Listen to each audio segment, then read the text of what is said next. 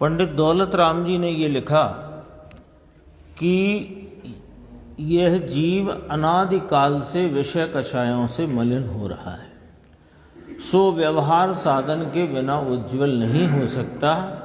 और दृष्टांत दिया कि जिस प्रकार वस्त्र रंगना हो तो मलिन वस्त्र रंगने के योग्य नहीं है, उस वस्त्र को पहले धोना योग्य है। इतना यहाँ पर इस संबंध में स्पष्टीकरण किया। और ये भी फिर इसके सिद्धांत रूप से कहा कि जब मिथ्या तविरत कषाय आदि की क्षीणता से देव गुरु शास्त्र की श्रद्धा करे, तत्वों का जानपना होए, अशुभ क्रिया मिट जाए, तब गुरु वह अध्यात्म का अधिकारी हो सकता है। अध्यात्म का अधिकारी यानी सप्तम गुण स्थान में प्राप्त होने वाले या प्रकट होने वाले शुद्ध उपयोग की बात है। और यह जो तत्वों का जानपना और अशुभ क्रिया का मिट जाना, ये छठवें गुण स्थान में होता है।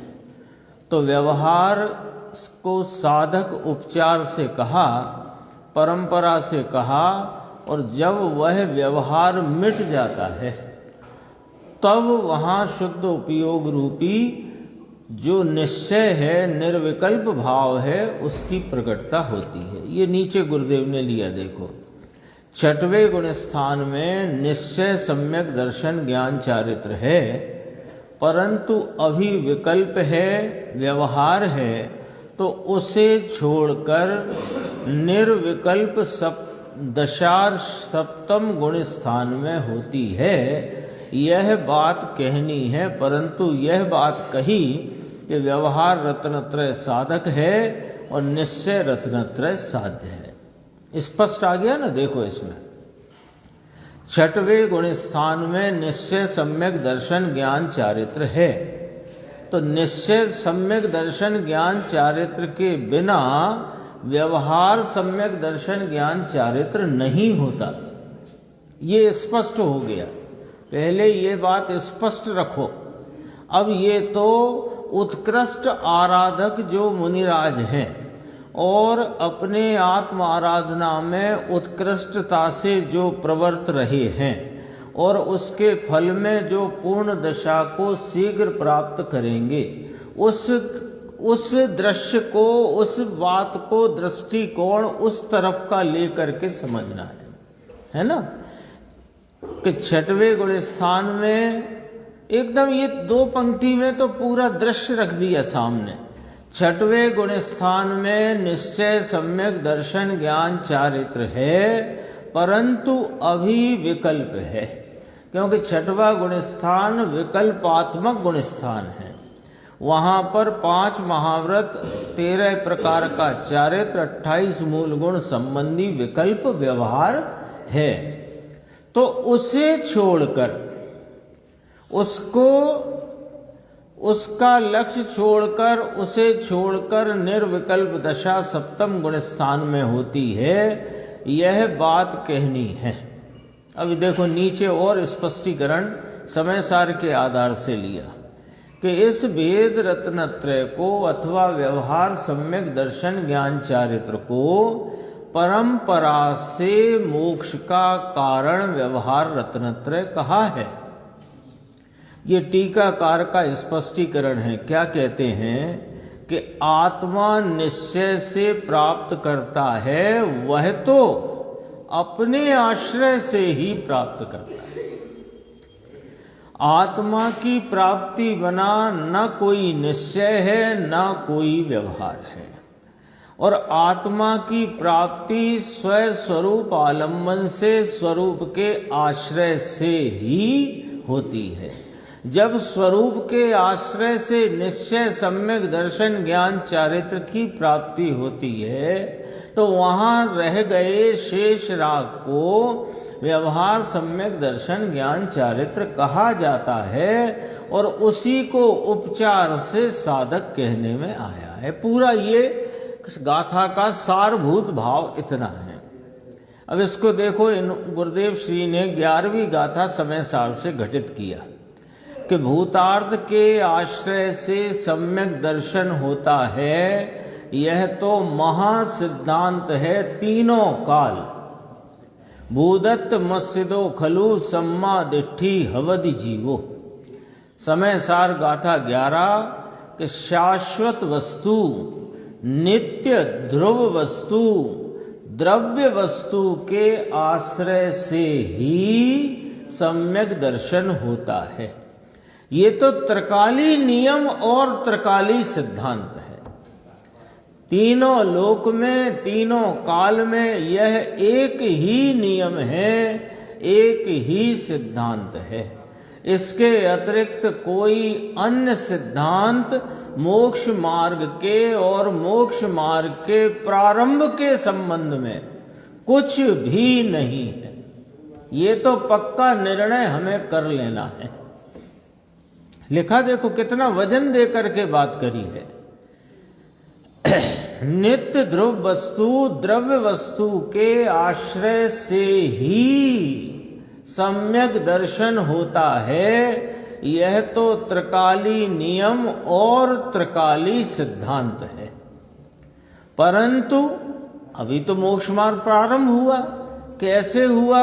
इस ध्रुव गायक के आलम्बन से परिणति में अतीन्द्रिय आनंद के वेदन रूप आस्वादन पूर्वक स्वरूप की प्रतीति से जो परिणति में निश्चय सम्यक दर्शन ज्ञान चारित्र रूपी मोक्ष मार्ग का जन्म हुआ, मुहूर्त हुआ, शुभारंभ हुआ, वहाँ अभी पूर्णता नहीं है। इसलिए बीच में, बीच आ गया शब्द, बीच में विकल्प आदिक उत्पन्न होते हैं। तो जो शुभ विकल्प हैं उनको उपचार से मोक्ष मार्ग का साधक या व्यवहार मोक्ष मार्ग कहा गया है।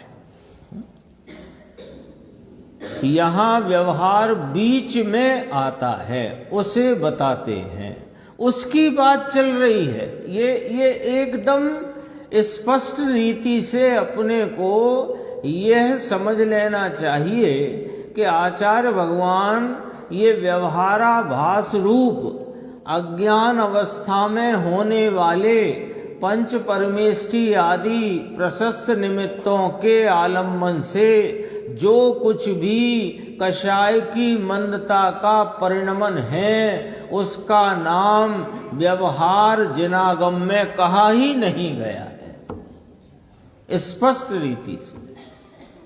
तो व्यवहार फिर किसको कहा गया? अब प्रश्न तो अब ये उठेगा कि व्यवहार फिर किसको कहा गया? कि जिसने अपने स्वरूप के आलम्बन से परिणति में आनंद रूपी भाव को स्वाद में लेकर उसकी आप रूपता की प्रतीति की है, उसमें रमणता का भाव जागृत किया है, उसको अभी बीच में जो देवगुरु शास्त्र आदि प्रशस्त निमित्तों के आश्रय में उठने वाले जो शुभ राग आदि विकल्प हैं उनको व्यवहार कहते हैं। इसके अतिरिक्त तो कोई व्यवहार नहीं। और इस व्यवहार को साधक कहने में आया है तो बाधक। कल बनारसी दास जी का आया था, जो साधक है वह बाधक भाव है। छठवें गुण स्थान है उसे बाधक समझना, साधक न समझना। तथापि साधक कहा गया। क्यों कहा गया? कि वह भूत नैगम्य से कहा गया। इसकी चर्चा भी आज और स्पष्ट रीति से आई। भूत नैगम्य से कहा गया। बाधक क्यों कह रहे हो? कि यदि छठवें गुण स्थान में उसके योग्य काल से अधिक वह आराधक रुक जाए तो आराधना मिट जाती है, उसमें आराधना बढ़ती नहीं, मोक्ष मार्ग आगे चलता नहीं, अपितु पीछे को लौट आता है, गिर जाता है ना गुणस्थान से। तो फिर साधक क्यों कहा? कि साधक इसलिए कहा कि उस छठवें गुण स्थान को छोड़कर सप्तम गुण स्थान में आकर शुद्ध उपयोग रूपी आराधना में प्रवर्तन करते हैं तो भूत नैगम्य से छठवें गुण स्थान को साधक कहने में आया है। आ गया, स्पष्ट आ गया एकदम। अभी देखो व्यवहार बीच में आता है, उसे बताते हैं। अथवा निश्चय सम्यक दर्शन होने के पश्चात भी राग की मंदता का व्यवहार आता है। उस निमित्त का ज्ञान कराते हैं। व्यवहार कहे उसे सत्यार्थ माने तो श्रद्धा विपरीत है। पॉइंट नोट करना है। जो व्यवहार को मार्ग मोक्ष मार्ग कहे, व्यवहार ही कहता है ना। व्यवहार किसे कहते हैं कि जो भेद रूपता को बताए, अन्न के कार्य को अन्न का बताए, वह व्यवहार है। ऐसे व्यवहार को व्यवहार से कदाचित मोक्ष मार्ग कहा गया है, लेकिन उसे सत्यार्थ मान ले। गाथा 11 ही याद रखना। व्यवहार सब ही अभूतार्थ है और उसे सत्यार्थ माने तो कौन है? मिथ्या दृष्टि श्रद्धा विपरीत है।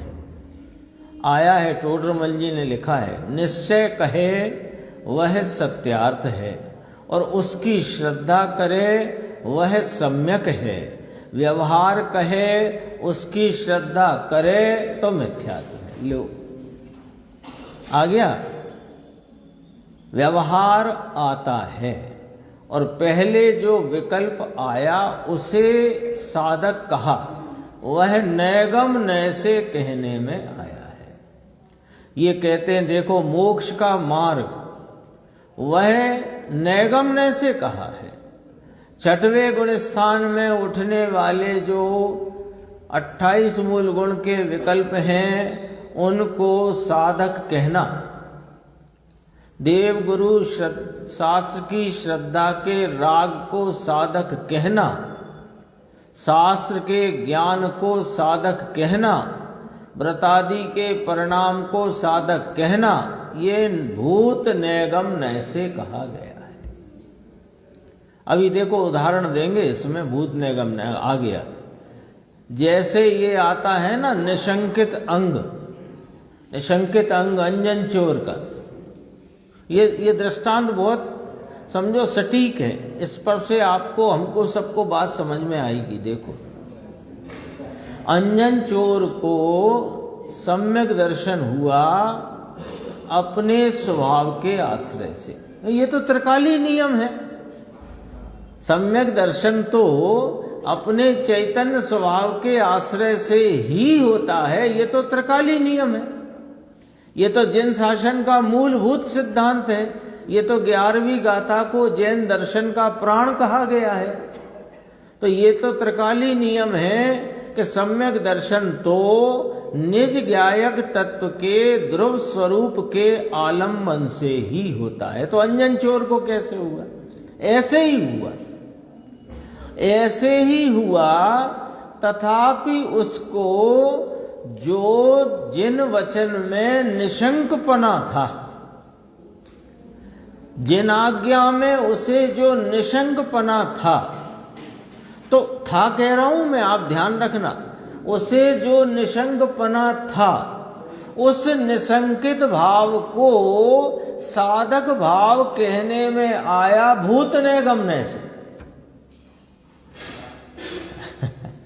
अब बताओ आप, निशंकित भाव जो कि राग रूप है, उससे सम्यक दर्शन प्राप्त किया अंजन चोर ने कि अपने त्रिकाली ज्ञायक के अवलंबन से प्राप्त किया सम्यक दर्शन। जवाब आप लोग दोगे, जवाब आपकी तरफ से आना चाहिए। महावीर भाई साहब, क्या जवाब आएगा? अंजन चोर ने सम्यक दर्शन रूपी पवित्र भाव को अपनी परिणति में प्राप्त किया, प्रकट किया, तो उसने निशंकित अंग रूपी राग से किया या त्रिकाली ज्ञायक भगवान के आश्रय से किया? बोलो राकेश भाई, सबकी तरफ से आप जवाब दे दो। त्रिकाली ज्ञायक के आश्रय से किया। सबका जवाब राकेश भाई ने दे दिया है। तो जब त्रिकाली गायक के आश्रय से सम्यक दर्शन प्राप्त किया तो निशंकित अंग से किया, ऐसा क्यों कहा? कि ये तो व्यवहार से मानी है नहीं, उसको कहने वाली शैली से है नहीं, उसको कहने वाली भाषा से भूत नैगम नय से कहा। आ गया स्पष्ट? महावीर भाई बात समझ में आई? निशंकित अंग, देखो मैं पूरा पढ़ देता हूं तो फिर और स्पष्ट हो जाएगा। अंजन चोर की पहले निशंकता है, उसे व्यवहार कहकर निश्चय पाया है, तो पाए हुए की पूर्व दशा कैसी थी यह बतलाना है। मोक्ष मार्ग प्रकाशक में कहा है, अंजन चोर निश्चय तो स्वभाव का आश्रय लिया तब सम्यक दृष्टि हुआ है, परंतु पूर्व में उसका एक व्यवहार और व्यवहार का भी एक अंग, यानी निशंकित तो एक अंग है ना, वह किसका अंग है? निश्चय का अंग है कि व्यवहार का अंग है? व्यवहार का अंग है, तो वह व्यवहार का अंग है, उसे संकित कहा। लो, व्यवहार को ही संकित कहा। क्यों कहा? अरे उसके पूर्व में जो निशंकित पना था वह यहां मुख्यता से बतलाना है, इसलिए कहा। तो वह व्यवहार का अंग है, उसे संकित कहा। लेकिन कब कहा? कि जब उसने निश्चय पाया हुआ है तब कहा, तब कहा। उसका आरोप करके उसे व्यवहार कहा गया है। समझ में आया? महा बड़ी गड़बड़ है इसमें। सच कहते हैं बहुत गड़बड़ है ये। यानी हमने तो ऐसे भी व्याख्यान सुने हैं, आप लोगों ने भी सुने होंगे, कि सम्यक्ति को 8 अंग प्रकट होते हैं, वे सब व्यवहार के भेद हैं। अभी आई गई बात, निशंकित, निकांक्षित, वात्सल्य आदि जो 8 अंग प्रकट होते हैं ना समकिति को, वे कौन से? निश्चय के अंग हैं कि व्यवहार के अंग हैं? व्यवहार के अंग हैं। तो हमने तो ऐसा व्याख्यान सुना कि ये अंग प्रकट करो तो संकित हो जाएगा। लेकिन यहां ये कहते हैं पंडित टोडरमल जी साहब, पूज्य गुरुदेव श्री, ये फरमाते हैं कि जिसने अपने भूतार्थ के आश्रय से सम्यक प्रकट किया है उसको ये अंग प्रकट हो जाते हैं, वे व्यवहार के भेद हैं। अंग, ये जो व्यवहार रूपी जो 8 अंग कहे, इनसे सम्यक्त नहीं होता और ये खुद सम्यक्त नहीं होते, इनसे भी नहीं होता, ये भी सम्यक्त नहीं होते।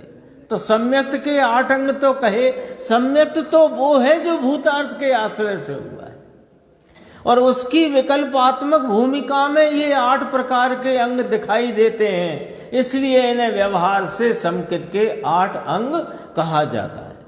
इतना स्पष्ट है मामला। तो समझ में आया? महा बड़ी गड़बड़ इसमें है। तो मुमुक्षु ने कहा अटपटा लगता है साहब हमको, तो आप ऐसे बताते हो कि अटपटा क्यों लगता है? कि लोगों को व्यवहार का प्रेम है ना, सच कहते हैं गुरुदेव श्री, सच कहते हैं। यानी ये तो समझो कब के प्रवचन है, बहुत पुराने, 76 के प्रवचन है, 1976, यानी 48 साल आज से। 48 साल पहले भी जो गुरुदेव की सभा में बैठे हैं उनको भी इस भूतार्थ गायक की महिमा प्रतिदिन गुरुदेव से 2 घंटे सुने तो भी व्यवहार का प्रेम नहीं छूट रहा। हाँ सदा जो ध्यावे, सदा तो उसमें एक शब्द जोड़ा गया है, सदा जो ध्यावे, यानी ध्याता है। सदा ध्याएगा तो फिर वो कहाँ से केवल ज्ञान प्राप्त करेगा? वात्सल्य तो राग का भाव है ना, उसको ही ध्याता रहेगा तो वीतराग कब होएगा? वो तो सदा एक नहीं, एक तो छंद अनुरोध होता है, और सदा का अर्थ है कि वात्सल्य भाव में वर्तता है बीच में। तो बीच में सदा पकड़ो, बीच में आएगा वो सदा, है ना। और वे सब व्यवहार की कथाएं हैं, जो पूजन में जो भाव आते हैं भक्ति के, बहुमान के और उनके वर्णन के, वे सब व्यवहार की कथनी है। उसे सत्यार्थ माने वो मिथ्या दृष्टि है। अभी कहा था, आपके आने के पहले कहा था, सुन लो आप। व्यवहार जो कहता है उसकी श्रद्धा करे तो मिथ्यात्व है। वत्सल अंग सदा जो ध्यावे सो तीर्थंकर पदवी पावे। तो कहा तीर्थंकर पदवी तो पहले सम्यक दर्शन होए, उसको वात्सल्य अंग होए, और उसको तीर्थंकर प्रकृति बंधे, और किसी को बंधे और किसी को ना बंधे, और जिसको बंधे सो पाए। तो पहले कौन आया? पहले तो अपना गायक भगवान आया। अब अपन ने कहा ना, वत्सल अंग सदा जो ध्यावे, यहां तो कहते हैं निज गायक को सदा जो भावे सो सिद्ध की पदवी पावे। असल बात तो ये व्यवहार का प्रेम है ना, अनादि का प्रेम है, वहां वह अटका है। ये हम सब के जीवन में, यानी हमारी पर्याय परिणति में इतनी उत्कृष्ट उपदेश की बातें सुनने पर भी हमें अपने आत्म स्वरूप की प्रतीति रूप अतीन्द्रिय आनंद के स्वाद पूर्वक सम्यक दर्शन ज्ञान चारित्र का भाव क्यों नहीं प्रकट हो रहा?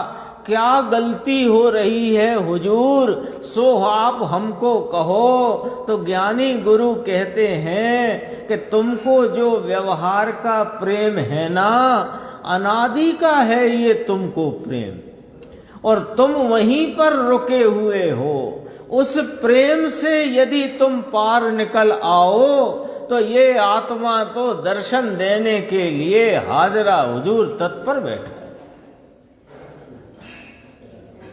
कहाँ रुक रही है गाड़ी?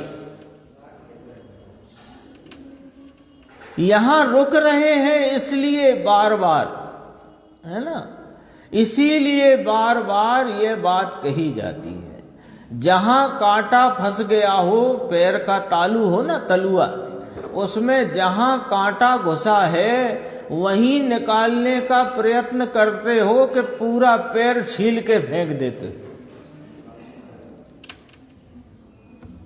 जहां कांटा लगा है वहीं से निकालोगे कि पूरे पैर को छील दोगे। तो जहां रुकावट है वहीं पर चोट की जाती है। लगता है ना, लोगों को लगता होगा, ना भी लगता हो, संभवतः लगता होगा कि बार बार ये शुभ राग पर ही चोट क्यों की जा रही है? कि जहां कांटा फंसा है वहीं प्रयत्न किया जाना चाहिए, और इसी के लिए कहा जाता है। देखो, वस्तु है वह तो निरपेक्ष है, अंतर स्वभाव के आश्रय से उसको प्राप्त करे, उसमें किसी पर की अपेक्षा है नहीं। लो, कितनी बातें आई। यदि नोट करना हो ना तो नोट कर लो चित्त में, कॉपी में जरूरत नहीं है, चित्त में। कि नित्य ध्रुव वस्तु के आश्रय से ही सम्यक दर्शन होता है। यह त्रिकाली नियम, त्रिकाली सिद्धांत है। एक ये नोट करो। दूसरा कि व्यवहार जो कहता है उसको सत्यार्थ मानना उसका सत्य रूप श्रद्धान करना वह मिथ्यात्व है। दो बातें नोट करो।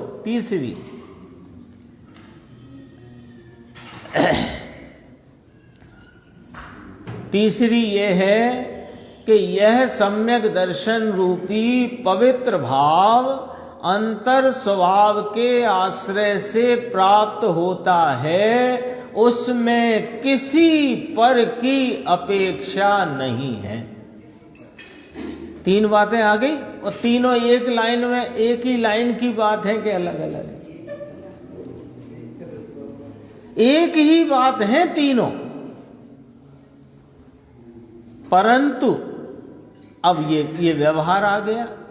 नैगम नय से ऐसा कहने में आता है कि पूर्व में विकल्प था, उसे अभी टाल कर का क्या करके, टाल कर कि उसको साथ रख के, कि उसका प्रेम रख के, कि उसको लपेट करके निर्विकल्प हुआ। बताओ, पूर्व में विकल्प था। अब सीधे मुनिराज पे घटाते हैं। पूर्व में 5 महाव्रत 28 मूल गुण का विकल्प था, उसे टालकर निर्विकल्प हुए, तो पूर्व के विकल्प को भूत नैगम नय से वर्तमान में साधक कहा। भूत नैगम नय तो समझ गए थे ना, परसों नरसों बात की थी 2 दिन पहले। भूत नैगम नय का अब उस दिन तो दृष्टांत दिया था, आज उसका सिद्धांत थोड़ा एक आधी पंक्ति का है, याद कर लो कि भूतकाल के भाव को वर्तमान में वर्तमान रूप कहना। देखो, भूतकाल के भाव को वर्तमान में भूतकाल का कहना, सो तो ये भूतकाल ही रहा, ये नैगम नय नहीं हुआ। भूतकाल के भाव को वर्तमान में वर्तमान रूप कहना है नहीं, है नहीं, है तो भूतकाल का। भूतकाल के भाव को वर्तमान में वर्तमान रूप कहना, ये भूत नैगम नय है। तो क्या किया कि 7वें गुण स्थान में शुद्ध उपयोग रूप दशा में 5 महाव्रत का विकल्प है कि नहीं? नहीं है। नहीं है, फिर भी उसे साधक रूप कहकर वर्तमान में पहले के भाव को रख देना, ये भूत नैगम नय। भूत नैगम नय से साधक कहा। इसलिए नैगम नय से व्यवहार से, नैगम नय व्यवहार है ना, भूत नैगम नय, भावी नैगम नय, ये दोनों व्यवहार है। भूत नैगम नय से यानी व्यवहार से परंपरा, परंपरा माने अभाव रूप, टल जाने रूप कारण कहने में आया है, परंतु ये प्राप्त करे उसे, प्राप्त करे उसे जो बीना से बैठकर अशोकनगर ट्रेन में आया हो, उसे ट्रेन साधन कहने में आएगी कि जो आया ही नहीं है उसे साधन कहे? कैसे कहने में आएगी?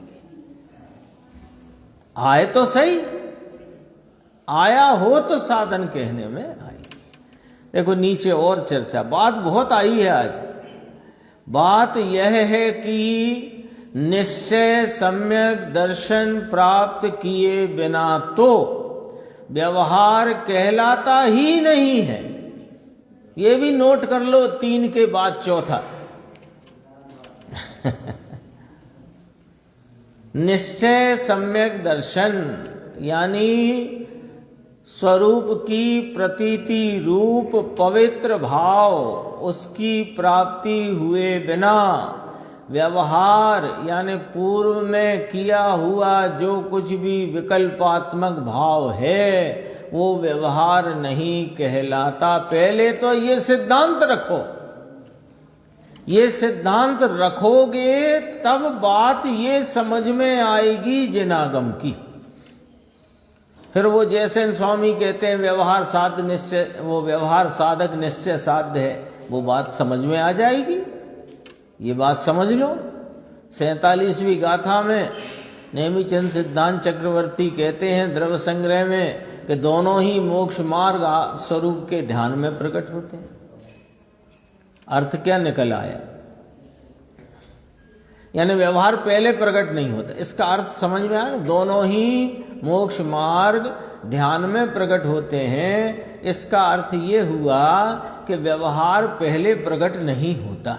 इसका अर्थ ये हुआ। निश्चय सम्यक्त बिना व्यवहार कहो तो व्यवहार मूल कहने में आया है। लो, व्यवहार मूल कहने में आया है समय सार 413 नंबर की गाथा, यानी अंत से 2 गाथा पहले। 415 है ना गाथा है, 413 गाथा में कहा कि वह तो व्यवहार मूल है। कौन व्यवहार मूल कहा?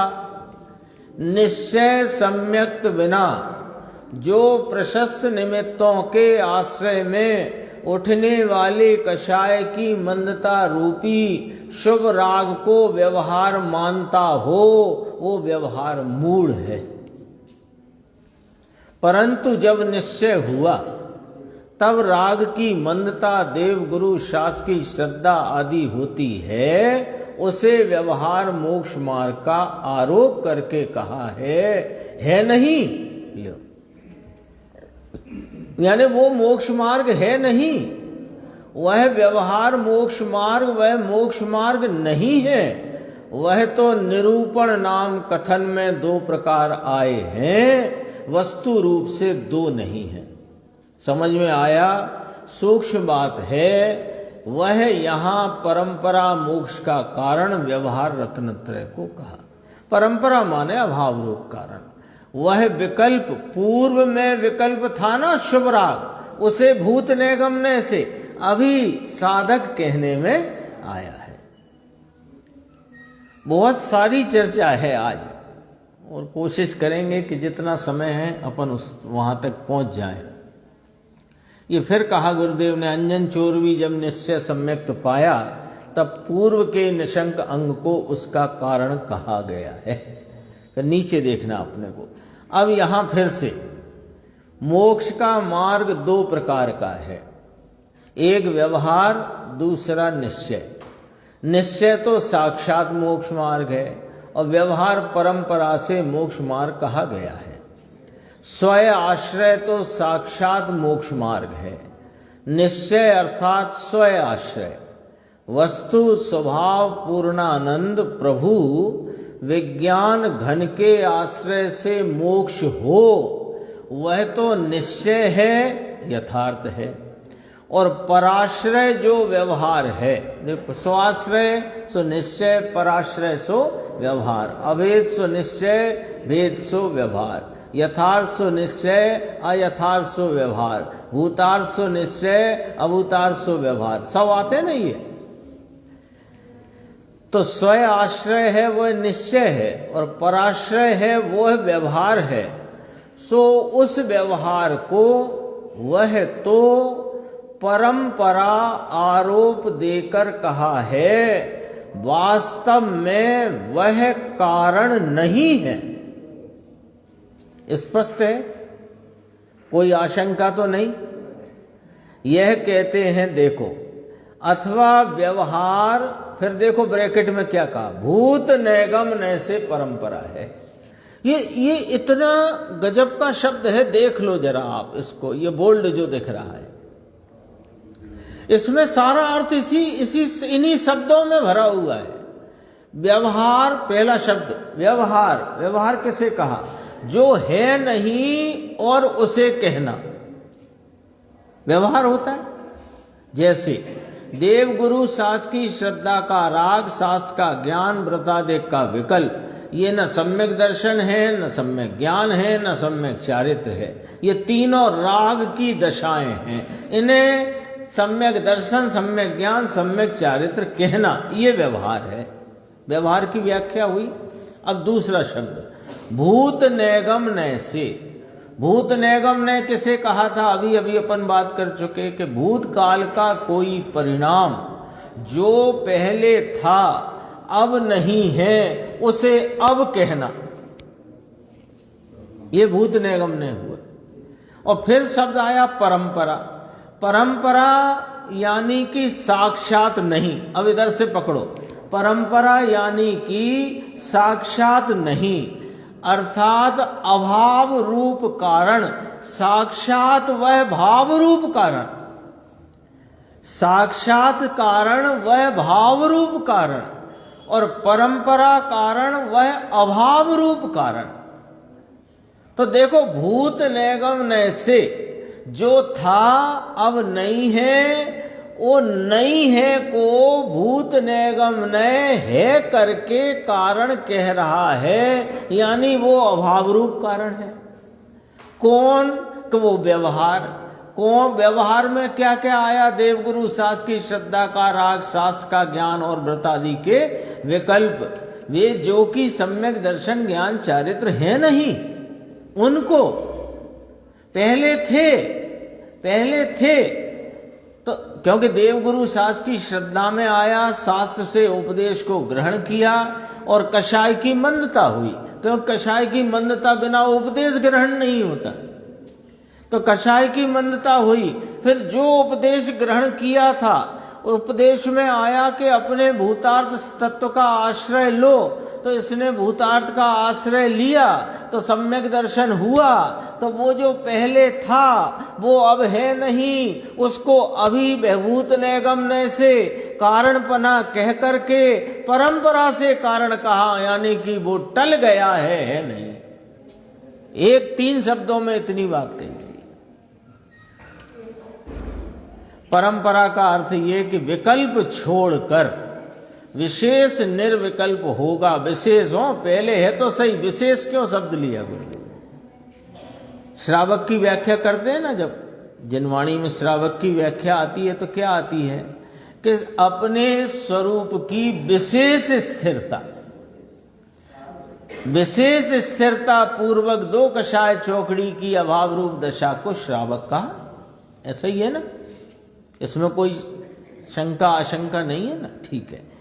तो विशेष का अर्थ कि पहले था उसका ही विशेष, होए ही नहीं उसका कहां से विशेष लाओगे?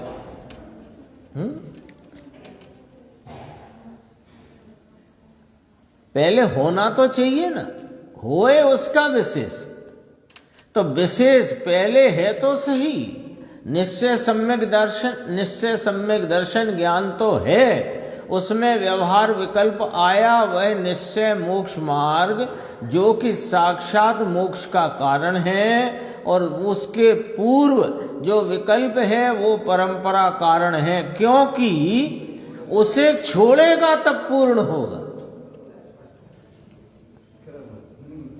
बोलो, मुनि दशा पूर्वक, मुनि धर्म पूर्वक आत्म आराधना की जाती है, तो वह जो 5 महाव्रत के विकल्प 28 मूल गुण के विकल्प होते हैं, उनको लेकर के आत्म आराधना होती है कि उन्हें छोड़ करके होती है। और उसका फल, उन महाव्रतों का फल जिनवाणी में क्या लिखा और आत्म आराधना का फल जिनवाणी में क्या लिखा, वो आप बता दो।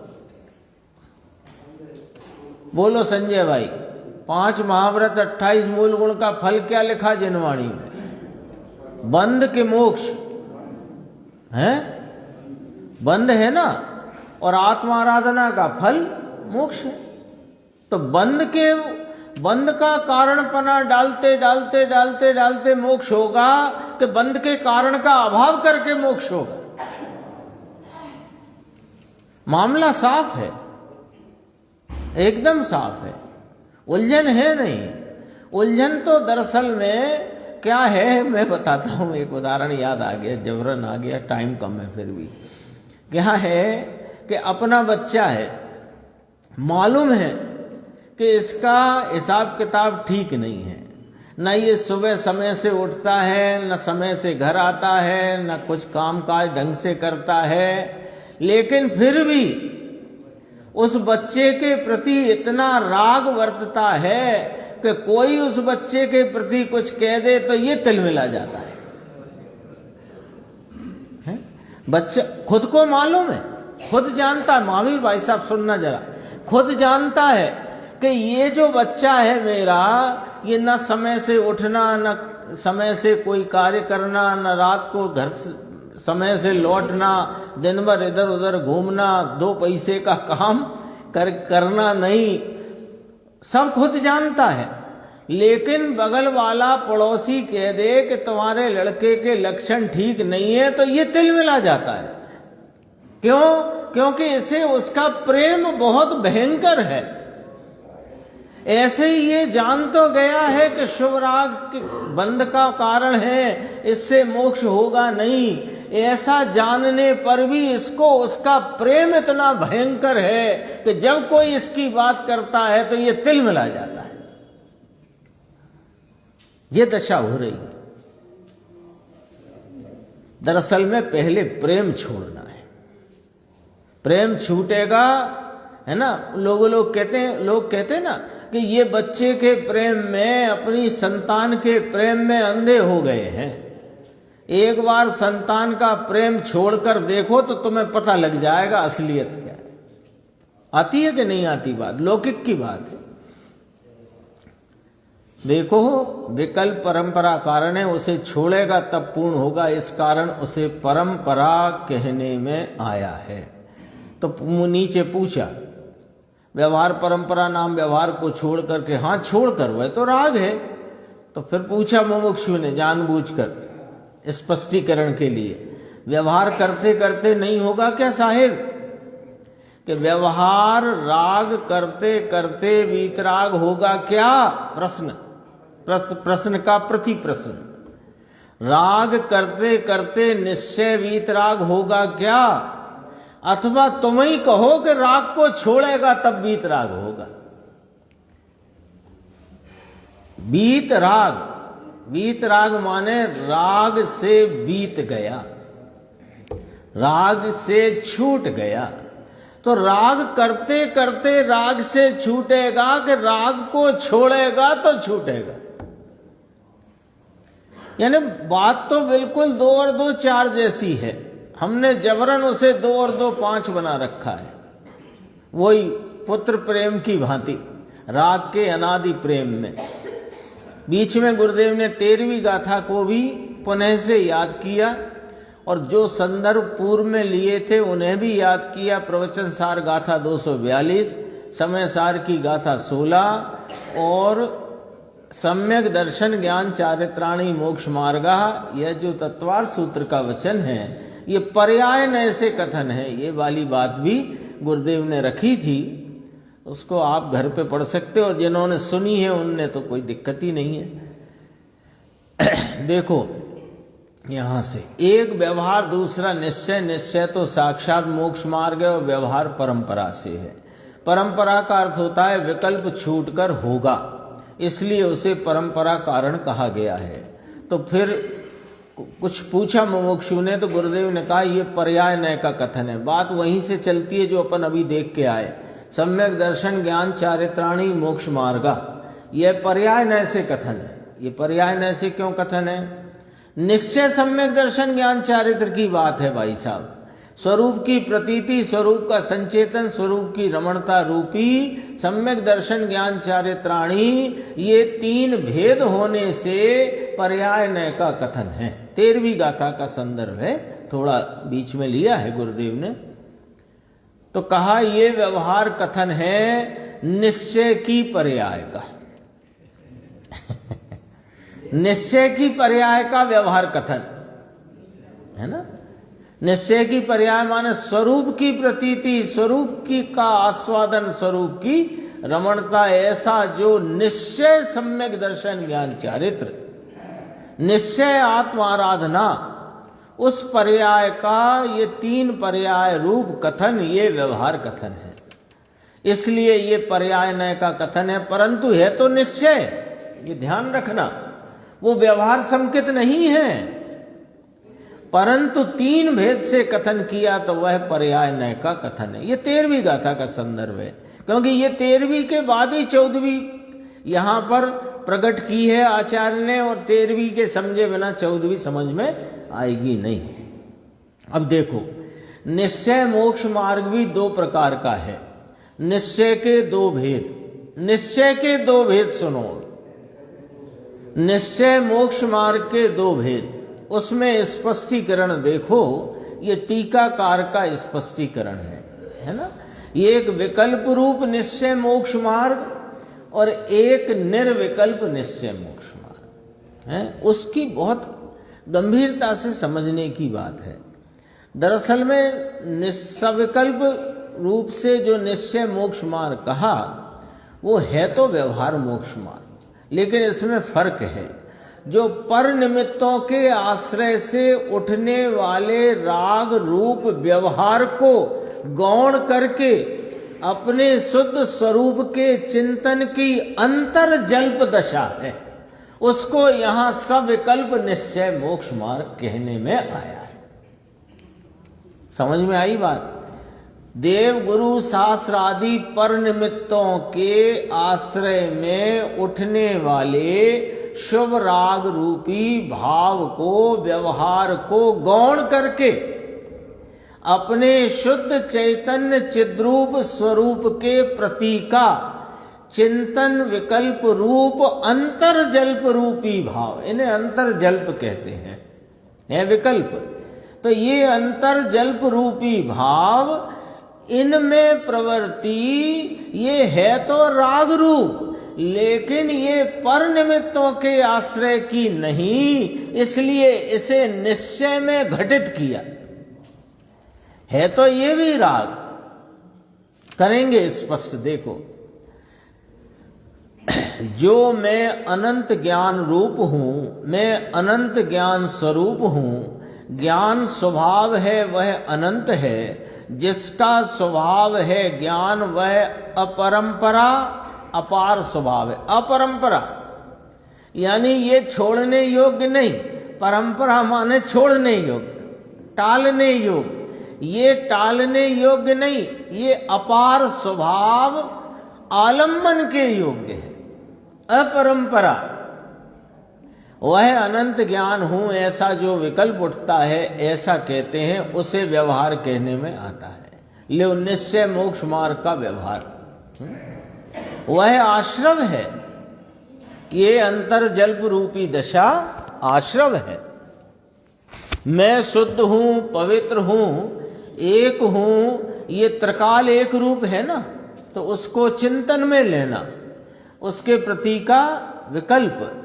सो हम वह मैं हूं, ऐसा चिंतवन है, वह तो सविकल्प निश्चय मोक्ष मार्ग है। देखो, आश्रव इसलिए है कि विकल्प है ना, तो विकल्प है उसका नाम ही आश्रव है। विकल्प माने राग, राग माने आश्रव।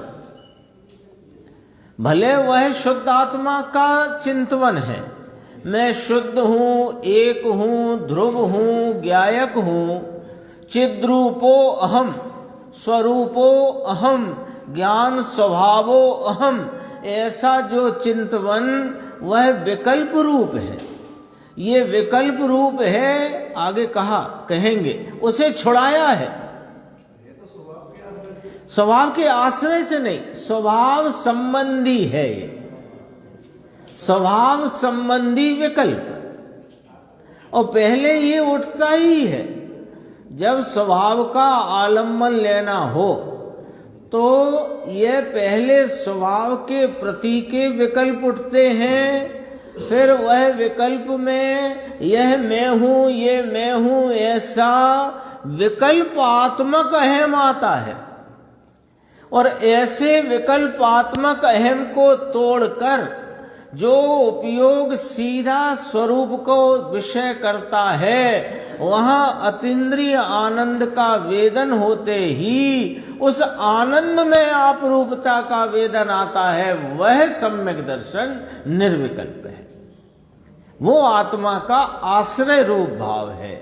ये आत्मा संबंधी भाव है, ये अंतर्जल्प है, ये विकल्प है, ये बंध रूप है, ये आश्रव भाव है। इससे भी बंध होता है? निश्चय इसलिए कहा, अभी कहा था, आप फिर दोबारा कहते हैं। कि देव गुरु शास्त्र आदि प्रशस्त पर निमित्तों के आश्रय से उठने वाले शुभ राग आदि व्यवहार को गौण करके उसको गौण नहीं करेगा तो ये विकल्प भी नहीं उठेगा। क्रम आता है, क्रम आता है। उनको गौण करके एक ज्ञायक तत्व परिपूर्ण शुद्धात्म स्वरूप में हूं, ऐसा जो विकल्पात्मक भाव, इसको निश्चय में सविकल्प मोक्ष मार्ग कहने में आया है। ये तो कथन की शैली है, नहीं कहेंगे तो पता नहीं लगेगी बात। देखो सविकल्प है, राग है, परंतु स्वयं के आश्रय का प्रश्न है ना। मैं अखंड हूं, अनंत हूं, इस अपेक्षा से निश्चय मोक्ष मार्ग का सविकल्प भेद कहा। वह सविकल्प भी आश्रम है। आया ना टीटू भाई? देखो समझ में आया? ये कहते हैं देखो, तो मुमुक्षु ने कहा ये यहां समझना जरा, बात बहुत अच्छी है। उसके साथ निश्चय परिणति साथ में चलती है कि नहीं चलती है? तो कहा वह तो है, उसकी बात नहीं है।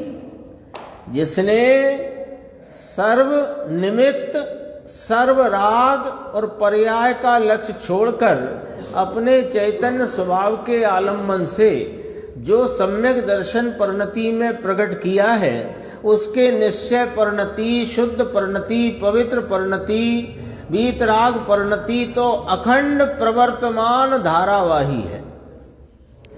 अब उसकी जो सविकल्प दशा है, उस सविकल्प दशा के दो भाग कर दिए।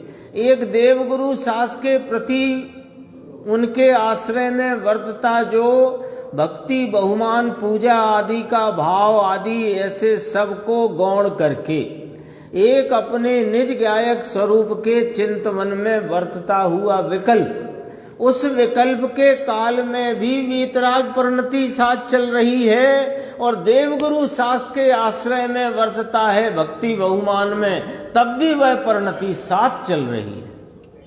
वो परिणति चली नहीं जाती, वो अखंड धारावाही चलती है और प्रति समय वृद्धिंगत होती चलती है।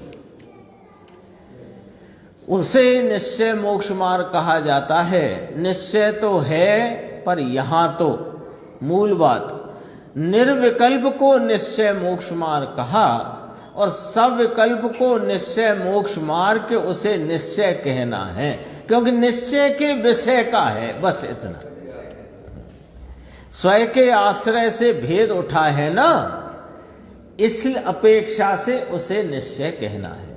अकेला सविकल्प है ऐसा नहीं, पराश्रित है ऐसा नहीं, परंतु उस निश्चय में अंदर दर्शन, ज्ञान, चारित्र, परिणति में तो है, उपयोग रूप नहीं। अभी ये रहस्यपूर्ण चिट्ठी में लिखा है सविकल्प द्वारा निर्विकल्प। रहस्यपूर्ण चिट्ठी में बहुत स्पष्टीकरण है। देखो नीचे का थोड़ा सा और देखते हैं, फिर आज का अपन पूरा करते हैं। रह भी जाएगा तो कल ले लेंगे उसको, या यहाँ तक लेते हैं। वह तो सविकल्प निश्चय मोक्ष मार्ग है। देखो उसको साधक कहते हैं। देखना ये बोल्ड जो हाईलाइट है वहीं से देखना। निश्चय नय के, ज्ञान के, अंश के उस राग में अटकना, रुकना, वह पक्ष है, निश्चय नय का पक्ष है। देखो भैया, कांटा घुसा है तलुए में पैर के, तो बारीक से बारीक सुई का इस्तेमाल करना पड़ेगा, तब वो निकलेगा, है ना? वो चम्मच से तो नहीं निकलेगा, या वो फल खाने के कांटे से भी नहीं निकलेगा। वो तो कैसे निकलेगा? बारीक सुई से निकलेगा। तो यहाँ उपयोग की सूक्ष्मता से उस बात को पकड़ेंगे तो अपनी भूल पकड़ में आएगी, और भूल मिटाने का उपाय भूल पकड़ में आना है। देखो, निश्चय नय के, ज्ञान के, अंश के उस राग में अटकना वह पक्ष है, निश्चय नय का पक्ष है। समझ में आया? व्यवहार से बंध है, अनेक है, उस व्यवहार को गौण करके कहा गया है। व्यवहार माने अभी यहाँ कौन सा लेना? पराश्रित भाव में वर्तने वाला शुभ राग संबंधी व्यवहार, देवगुरु शास्त्र के संबंध में वो अनेक है। उस व्यवहार को गौण करके कहा गया है। कौन सा व्यवहार? फिर दोबारा कहा, व्यवहार को गौण करके कहा गया है। कौन सा व्यवहार? कि देवगुरु शास्त्र आदि पर निमित्तों के लक्ष्य में वर्तने वाला जो शुभ राग है, कषाय की मंदता का भाव है, उसे गौण कर दिया गया है। परंतु निश्चय में मैं शुद्ध हूँ, बुद्ध हूँ, यह जो कहा कि मैं अनंत ज्ञान रूप हूँ, शुद्ध हूँ, एक हूँ, ऐसा सो अहम, ऐसा जो विकल्प, वह निश्चय नय के विकल्प का एक पक्ष है। कहते हैं प्रवीण भाई, याद किया देखो, है ना, पहले तो आह्लाद आया गुरुदेव को, वह निश्चय नय के विकल्प का एक पक्ष है, हा, है ना, आह्लाद आया, उसे भी छुड़ाया है।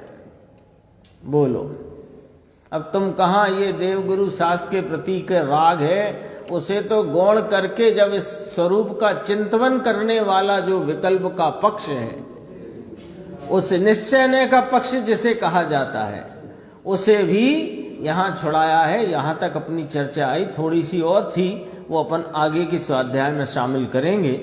सूचना है एक